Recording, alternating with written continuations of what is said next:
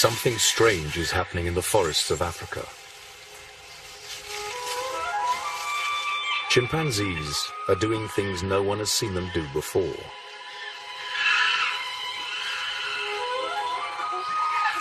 They're in a partying mood. But that's not all. At a site called Fongoli in Senegal, they've also invented a remarkable way of catching a meal. They're making spears and hunting, just like our ancestors. Are these apes developing human-like skills in their own environment? After all, the great apes, chimpanzees, orangutans, gorillas, and bonobos seem so much like us. It's hard not to feel a deep connection. We have come to see that we're much more similar to them than we ever imagined. But for every revelation about the power of their minds, another shows up a stunning difference. If you think that human genetics and ape genetics are 99% the same, what we've managed to achieve and our current position on Earth is so strikingly different from that of the apes. We're trying to figure out what is it that makes us human. What's the little difference that makes the big difference? How big is the gap between them and us?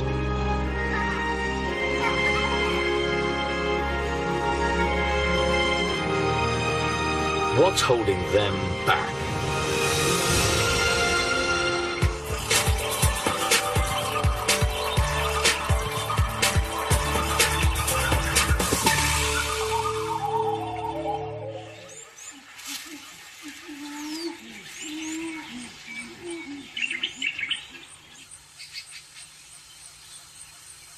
In a remote part of Africa, there is something new under the sun.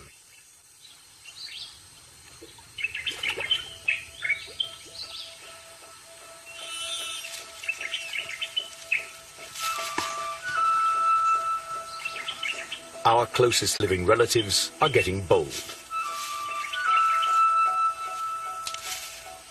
Chimps are supposed to be afraid of water, but this young male is climbing down for a dip.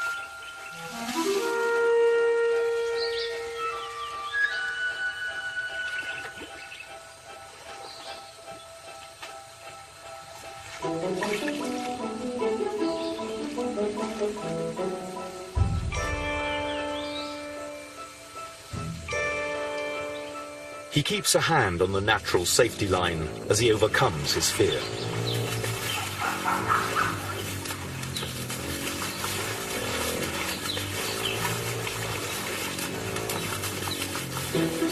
Has a boy or girl ever had so much fun in a swimming hole? Wild chimps have never been seen before playing like this.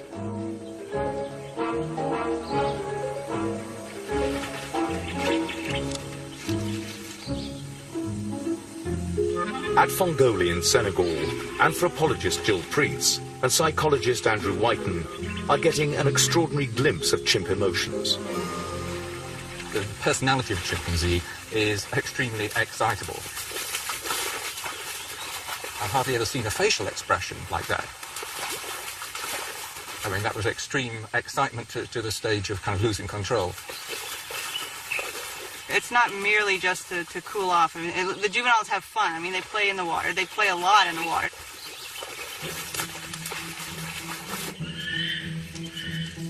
This is only one of a rush of discoveries that is painting a surprising picture of ape minds. They are more like us than most researchers ever imagined. One by one, the skills and emotions we once thought were uniquely human are being found in apes.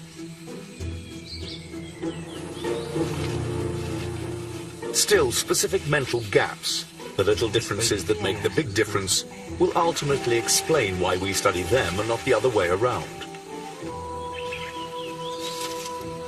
While the swimming hole is revealing chimps' emotions in the field, a new laboratory study is showing off their amazing rational powers. At the Max Planck Institute for Evolutionary Anthropology in Leipzig, Germany, psychologist Joseph Cole places a peanut inside a clear tube. How can the chimpanzee get the snack? She's never seen this puzzle before. For 10 minutes, there's no solution in sight. And all of a sudden, boom, they solve it.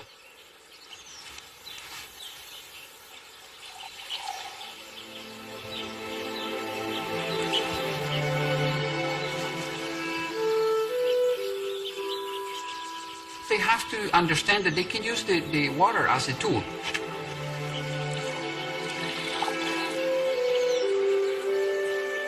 This is interesting because the water itself, it doesn't have any shape. Using water as a tool seems like something we would do on a good day.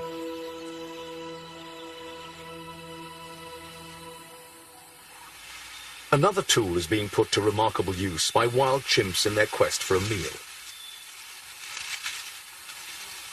Back in Senegal, Jill Preetz has been keeping a close eye on the chimps' eating habits. Throughout Africa, chimps eat almost anything, and they have a particular taste for meat. Here, their favorite prey is the bush baby, a small nocturnal primate. But these chimps aren't catching bush babies bare-handed. Preetz has seen chimps making spears and using them to hunt. Andrew Whiten hopes to join the ranks of the few who have witnessed this extraordinary behavior.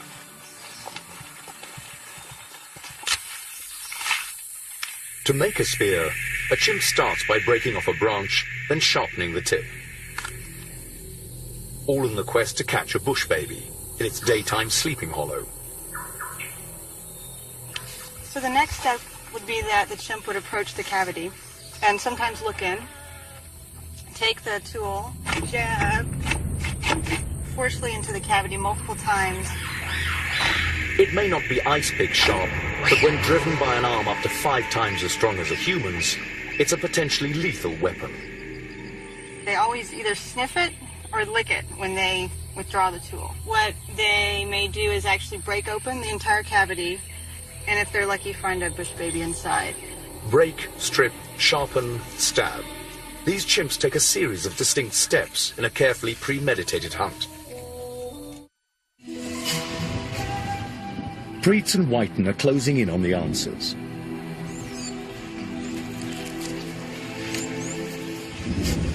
Most of the 20 spear hunts observed by Preetz have taken place during the rainy season.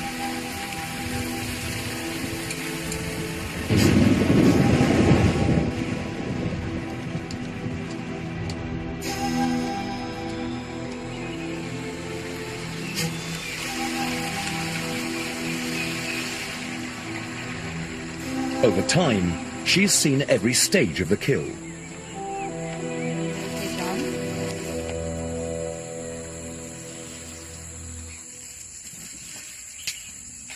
A chimp is inspecting a hollow, looking for a bush baby.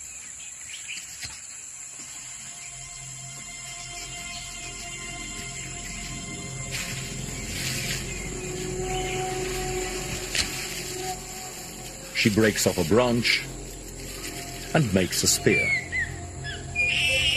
The first time I saw a chimp make a tool, I think I said something like, "Where is she going and what is she going to do with that tool?"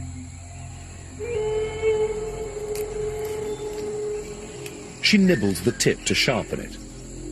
Then, with the aid of her foot, she aims the point into a hollow.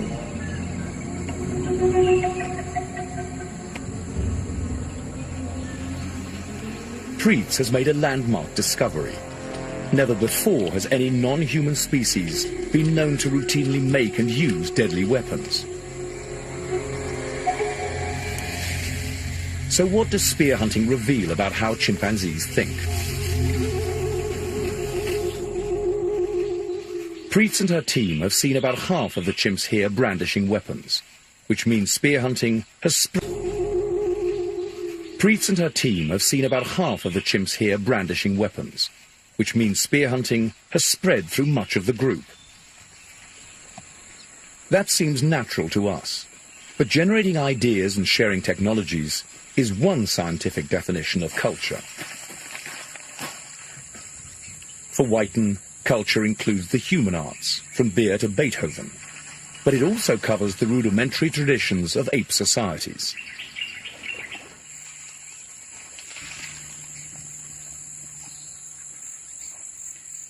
Whiten is trying to discover what kind of mind can lead an ape to culture.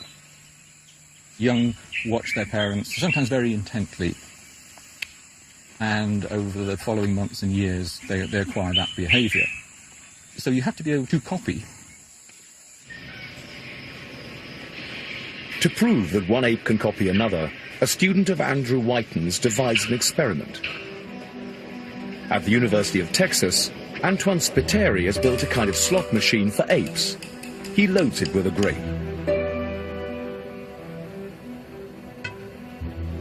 To get the fruit, a chimp must first turn a disc to allow the grape to drop through a hole. Next, a chimp must move a door that opens a handle to release the fruit payout. Spiteri now trains a chimp named Judy how to work the device. On her own, she would never work it out, but thanks to a sweet liquid reward, she learns the sequence's 2 steps. Rotate, then push.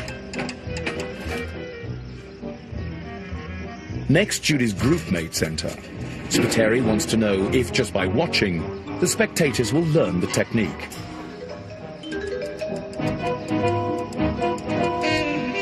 Can these apes ape to win this food-finding game? One chimp seems to think she's got it and shoves Judy aside. A minute ago, Judy was the only one with the knowledge. Now, another has it, and quickly the trick spreads throughout the group. But for Spiteri, the most important question remains. Have the next-door neighbours also learned the solution? They have no social ties to the original group. In fact, they are hostile towards them. Will they set that aside to keep up with the Joneses next door? In no time at all, they're working the slot machine like old pros. Rotating, then pushing the handle.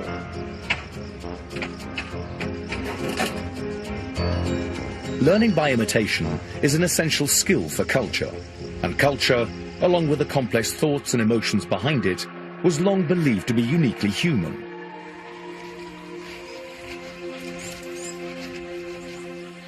The history of Western thought has always been premised on the idea that they're beasts and they're humans.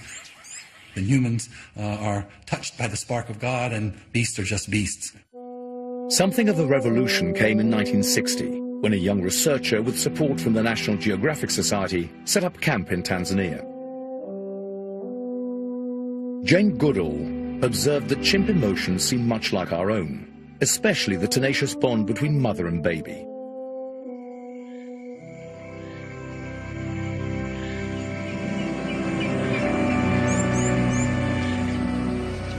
At a site in Western Africa, Japanese researchers reported the story of an ill 2-year-old chimp. Her mother touches her forehead as if to check for a fever. As the baby's strength ebbs, her mother remains devoted. When I see the scene of the mother looking at the baby, I really recognize the emotional life of chimpanzees are so similar to us. For weeks after the baby's death, the mother carries her baby's body. Is the mother grieving? Can an ape be in denial? It is impossible to say exactly what the mother is thinking, but hard to dismiss her feelings.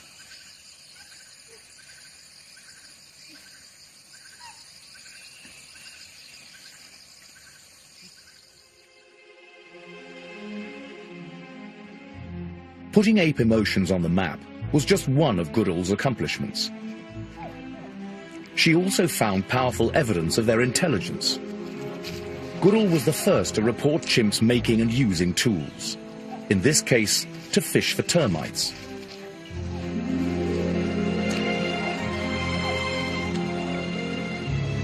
When she found termite fishing, people were so surprised and thought we should change the definition of humans or we should include chimpanzee as humans.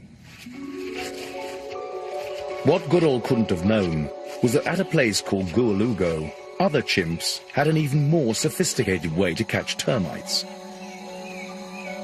First, they use a big stick like a shovel to open the ground. Then they switch to a slender probe to pull up the insects. Perhaps Goodall's most astonishing discovery was that chimps are hunters.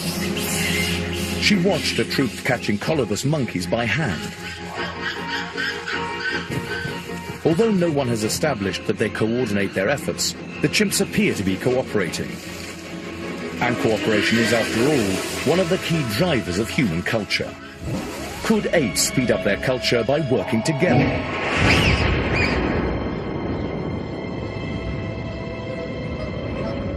Imagine a group of chimps, armed and dangerous, hunting as a band. Why isn't the Earth the planet of the apes?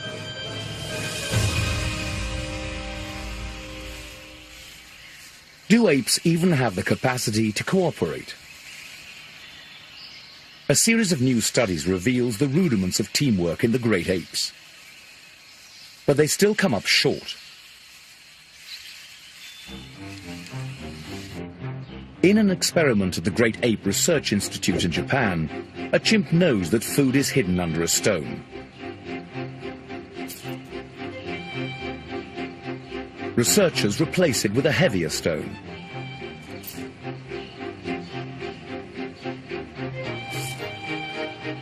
If two chimps each know about the food, can they work together? In repeated trials, no pair of chimps has ever cooperated to synchronize their pulling.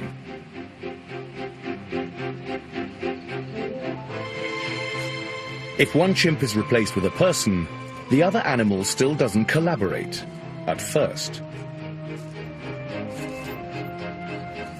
But eventually, it figures out the sweet rewards of cooperation.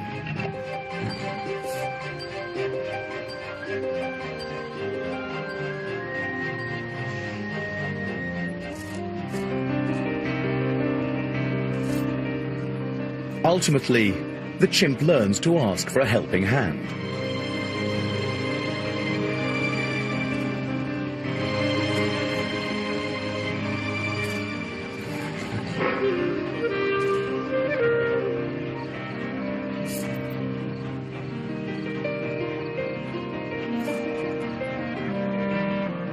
A needy chimp may well recruit help from a human, but will it ever offer assistance? One of the most surprising findings of all of my years of studying apes has been that they actually will help humans.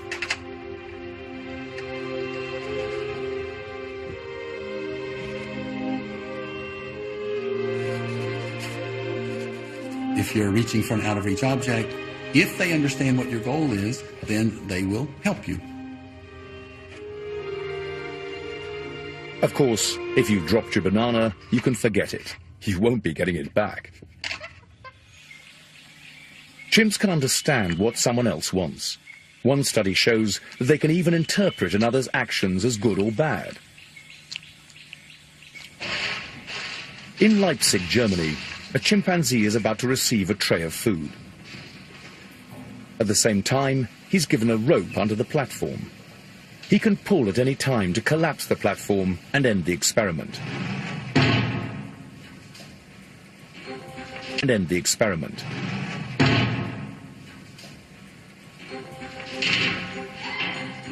Another chimp now enters the cage.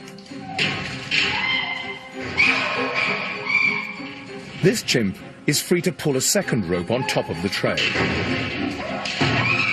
The first chimp is ticked off. He pulls the hidden rope, and the game is over.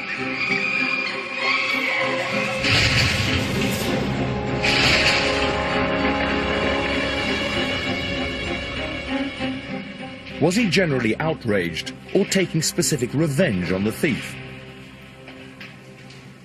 To find out, it is the researcher that now moves the food. Once again, the first chimp has lost his meal to the second.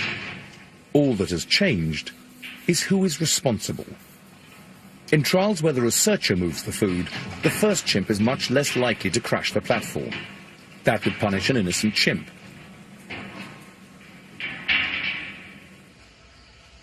So chimps have a sense of justice, and they can cooperate with people.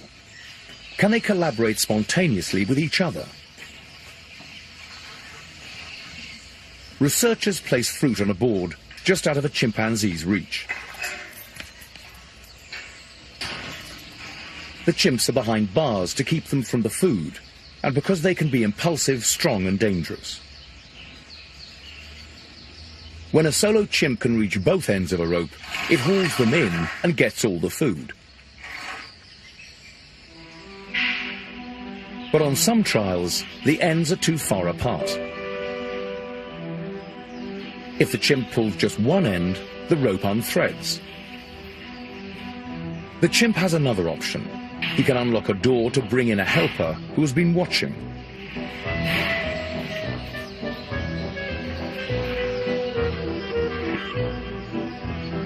The two chimps now work together, but a series of trials shows that this teamwork doesn't come easily. The helper must be a friend, and the food divided into separate dishes.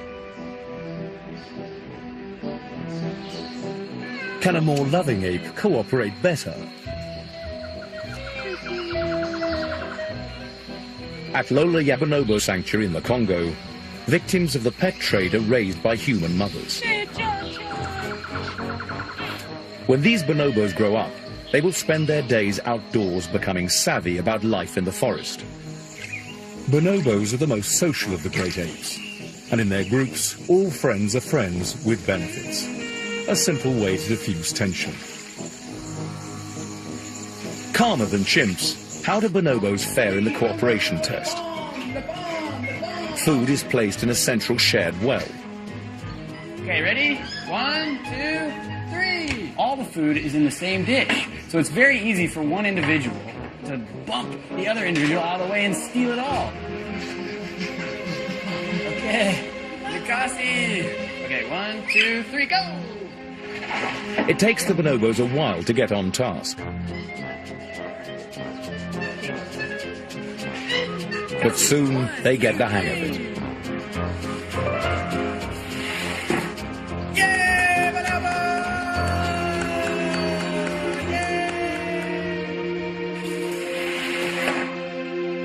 With their more congenial temperaments, bonobos are more cooperative than chimps are.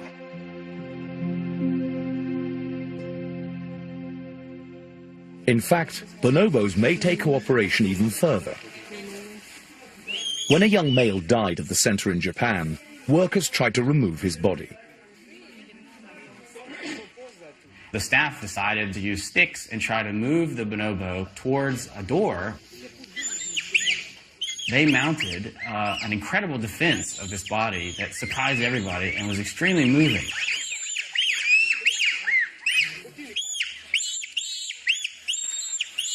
That's a fascinating reaction on the part of the bonobos.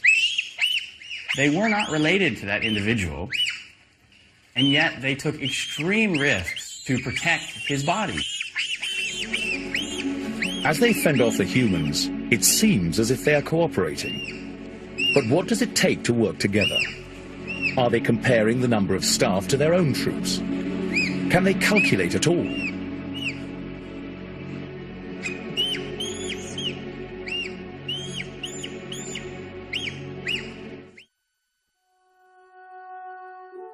At Kyoto University, Tatsuro Matsuzawa's experiments are revealing that chimps can in fact develop an astonishing facility for numbers. He first trained a chimpanzee named I to touch the numeral that matched the number of dots. Once I knew 0 to 9, Matsuzawa displayed the numbers helter-skelter on the screen.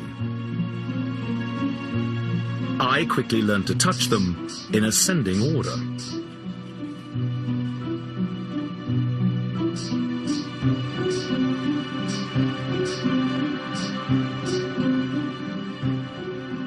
In the final test, as soon as I touches the numeral 1, white squares cover up the remaining numbers.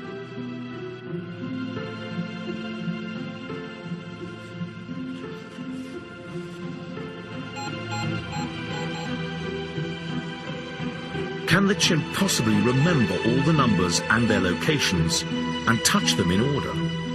The performance was really amazing. Much better than we have expected. But for I, learning numbers was a struggle. Almost the same amount of training was necessary to teach 3, teach 4, or teach 5, or even worse. It takes more time to teach 5 and then 6. I never got the feeling that children get when they realize you just add 1 to get the next number. In the United States, another ape shows a surprising gift for language. I'm gonna help get some sticks. Good. A bonobo named Konzi, now at the Great Ape Trust in Iowa, picked up English without being directly taught. Put the key in the refrigerator. Wearing a mask to avoid cueing Konzi, researcher Sue Savage-Rombard tests his comprehension. Good job. Go get the ball that's outdoors.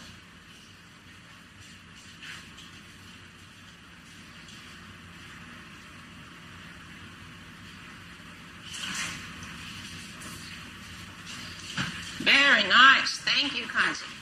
Savage-Rombard measures Konzi's vocabulary at 3,000 spoken English words. Take my shoe off, please.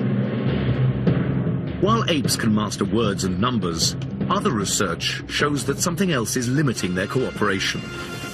Apes have emotional issues, rivalry, violence, and most of all, they are impulsive. In a celebrated study that investigated impulse control, Sally Boyson of The Ohio State University asked chimps to choose between 2 dishes of sweets. Now you watch real carefully. We're going to put 1, 2, 3, 4 down here. Are you watching, Miss Chris? TV? We're going to put 2 in here. Which we give those to Sarah. Okay, well, I have to give these to Sarah. Then Sheba gets 2. So Sarah gets 4. And Sheba only gets 2. Oh, too bad. The twist was that the chimp got the sweets that she didn't point to. 4, 5 in that one. Could she learn to resist her impulse to reach for the bigger pile? You want Sarah to have these? It's okay. It's okay. You get to have that one. Yeah, Sarah gets 5. And Sheba gets 1. Oh, that is such a shame. Sheba?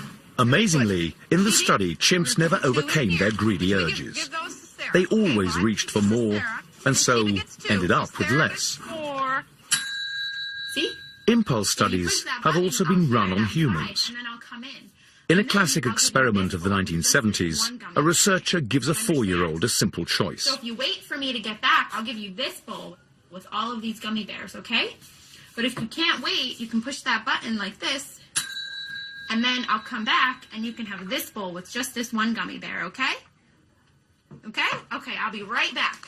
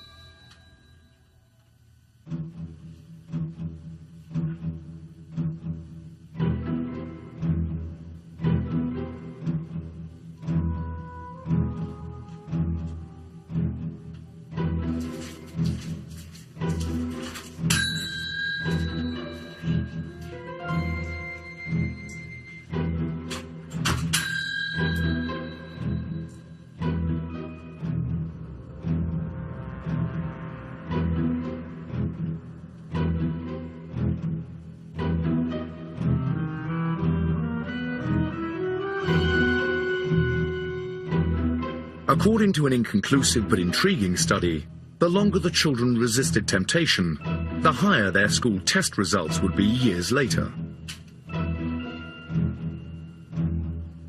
In any case, The differences between people are small compared to the gap separating humans and apes. Maybe one of the first things that happened during our species evolution is we became much less emotionally reactive. Maybe that's one of the big differences that may explain why we solve problems so differently. We sort of got control of our emotions. Can apes be given skills to help them master their emotions? Now you watch real carefully. Sally Boyson trained a chimp to understand numerals. 2, 3. She then repeated the experiment with the sweets, but offered different pairs of numerals rather than treats. You want to give 2 to Sarah. Okay, 2 goes to Sarah, and you get 6. Oh, you Remarkably, chimps were now able to learn what they couldn't before, pointing to the smaller number to get the bigger prize. Symbols can make you free. They can help distance an ape from its impulses. But outside of the lab, apes don't seem to use symbols. Still, ape minds seem to share many of the amazing features of the human mind. They have sophisticated social emotions. They can cooperate. They have culture.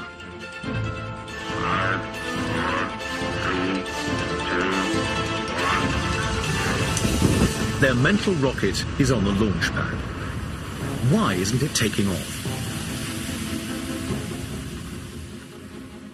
On an average day, human beings file thousands of patents, post tens of thousands of messages over the internet, and think millions of thoughts that have never been thought before. Our closest relatives are different. On a good day, an ape is lucky to use a tool to crack a nut. What prevents ape culture from igniting like the human version?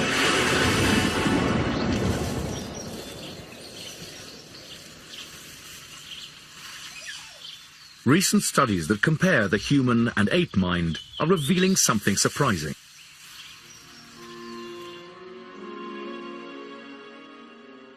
Bonobos like Konzi show their own kind of genius. Could you take off Sue's shoe? Could you take my shoe off, please? You might need to untie it. Even skeptics agree that Konzi understands more words than any other non-human animal. He also uses an array of visual symbols to communicate. But on closer inspection, Konzi, like all great apes, lacks the full mental package. Take Konzi's use of language. Most of the time, he will use these symbols to request things. To say, take me there or give me that. Now, Kanzi will not use those symbols to talk about the weather or to just make small talk, which is a very human thing. When human infants communicate with others, they engage in a real conversation where each conversational turn is responsive to the turn that came before, and they even ask for clarification if they need. So you say, huh, or you say, yeah, and you let the other one know how the communication is going. To engage in a real conversation, each speaker needs a sense of what the other is thinking. Call this skill mind reading. Young children have not fully developed it. Hey, so Zoe, guess what we're going to do today? We're going to play a game with my Princess Sally here. See, this is Princess Sally. And she's got a ball that she really likes. This is her ball. But she has to go away for a little bit. So Princess Sally is going to hide her ball right over here in the bag. See Princess Sally hiding her ball right there in the purple bag? Yeah? So here she goes. She's going to go away for just a little bit. Now, while Princess Sally is away, we're going to play a little trick on her, okay? We're going to move her ball from the purple bag over here to the green bag. See how we've moved the ball over there? Okay, so guess what? Princess Sally's coming back. Here she is. She came back. Can you tell me, where is Princess Sally going to first look for her ball? Over here in the green bag. Can you tell me, why is Princess Sally going to go over here? 3-year-olds make consistent mistakes about what others know. The thing that's amazing about 3-year-olds is how convinced they are about their wrong answer. They're so sure that she's going to look for her ball where it really is, because she wants it, and that's where it is. Princess Sally. But by the age of 4, most children are accomplished mind readers. Can you tell me, where is Sally first going to look for her ball? It's going to look in the purple bag so she can find her ball. She's gonna look in the purple bag so that she can find her ball. As recently as 2001, studies seem to show that apes don't know what others are thinking. But then new experiments began to reveal unexpected skills. In one study, as a chimp approaches a treat, Brian Hare moves it out of reach, establishing himself as a competitor. Next, Hare blocks his own view of one of the treats, but leaves another within his sight. It looks like they're generating a plan and saying to themselves, okay, I want that food, and the one I'm most likely to get is the one he's not looking at, or the one that if I sneak around, he won't see me, and therefore I can have my yummy banana treat. This chimp seems to know what is on Hare's mind, what he can see and what he can't. So chimps seem to share some of our skills of mind reading. Do we have any mental skills which are uniquely our own? A key clue comes from a new experiment. Back at the University of Texas, Victoria Horner shows a chimp how to operate a puzzle box to get a treat. First, she taps. Then, she slots.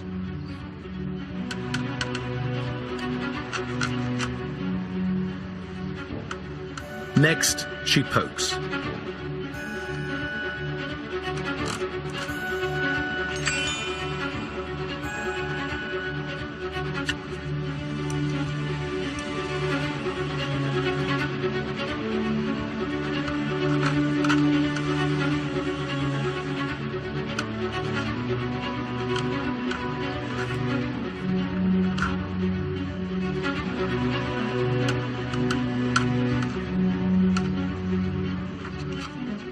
The chimp copies fairly well and gets the sweet.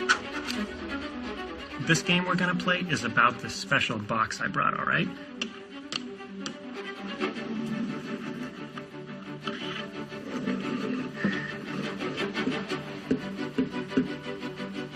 There's a gummy bear. It's your turn.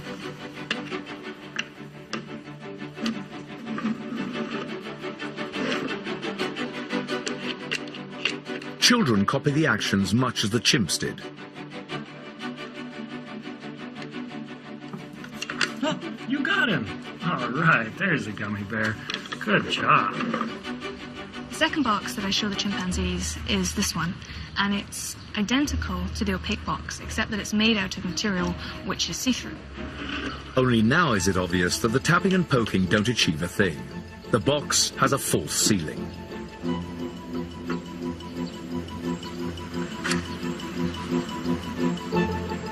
The chimps cut to the chase.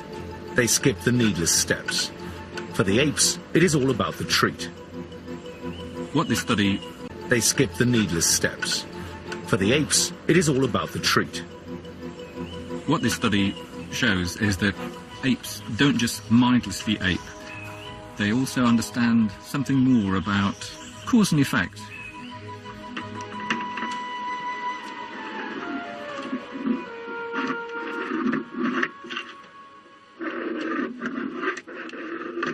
We found something quite surprising.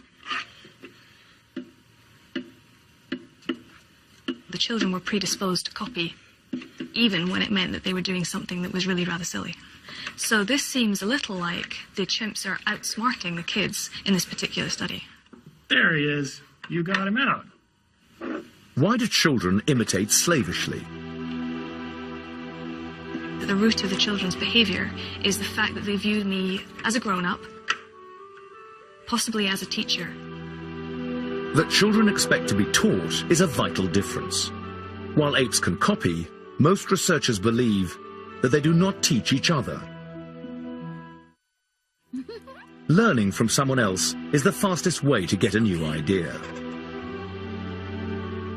Faster than learning by imitation. Faster than inventing a new technology in the first place. In children, a penchant for teaching appears even before language kicks in in the form of a deceptively simple gesture: pointing. A toddler knows that the cup being pointed to is the one that hides the treat. Parents love it when their kids start pointing because it's evidence that the kid's trying to communicate with them. Parents definitely notice the difference between babies who just point to ask for things and babies who point to show them things. Apes don't seem to get that kind of pointing. It doesn't matter whether brown hair points, or stares, or orients his body.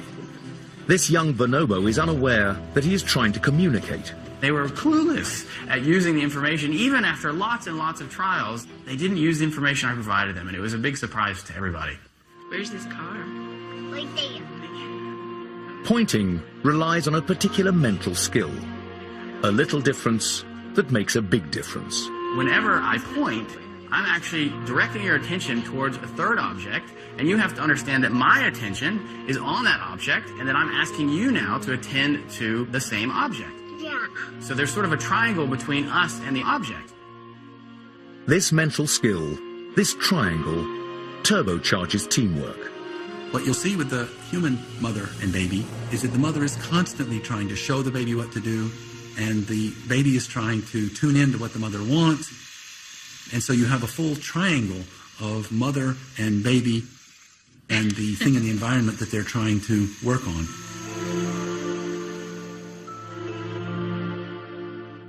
It's a special cognitive achievement.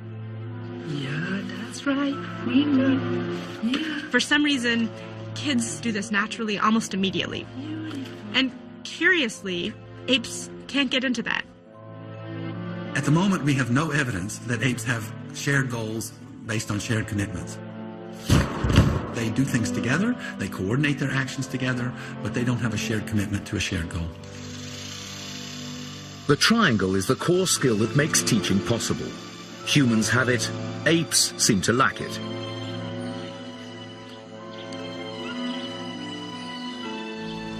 But apes are also missing one more thing. It's a key emotional driver. Another blue one on top? The passion to cheer each other on. Good. Yeah, that's it. Yeah, like that. Good job. Well done. Good job. This kind of facilitation, giving a hand, encouragement, is the base of teaching. It seems like it's not just a cognitive capacity that's necessary for teaching. There's this other thing, which is wanting to teach, that seems to be really pervasive in humans and maybe mysteriously missing in apes. The pieces are now coming together. Apes have a culture, a rare achievement in the animal world. They can learn from each other through imitation. But this process is passive, often slow, and can easily backslide. Probably there's a lot of slippage. There's a lot of loss of cultural innovations between generations when you're talking about a chimpanzee. If an ape invents something new and important and interesting, maybe some others will learn it, maybe they won't. Unique among animals, humans have both the passion and the mental skill to teach each other. When you're a student rather than a spectator, learning happens rapidly. That's because teaching locks in progress. Human cultural traditions have a cumulative quality, that each generation builds on the things of the previous generation. So if you look at the history of any interesting technology, it started out simple, and the children of that generation learned the simple version, but then some genius made an improvement to it, and everyone follows right away, and we get this ratcheting up in complexity. An ape may stand on another's shoulders, but only humans can stand on the intellectual shoulders of giants. It's such a great privilege to be able to work with these animals and try to understand what's going on in their head when they look at you so gingerly and softly. Is it they're thinking, oh, he's such a nice guy, and boy, I wish I knew what was going on in his head? Or is she thinking, gosh, what's that spot? Is it dirt? Could I eat that? In spite of their limitations, when we look into the eyes of a fellow ape, we don't feel a gap, but a deep connection.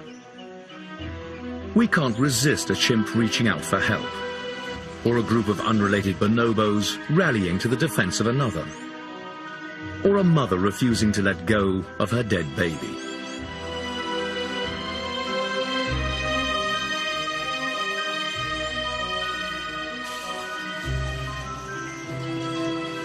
But as the most social of apes, we can't help reading thoughts and feelings into the mind behind any familiar face. And perhaps that says more about us than them.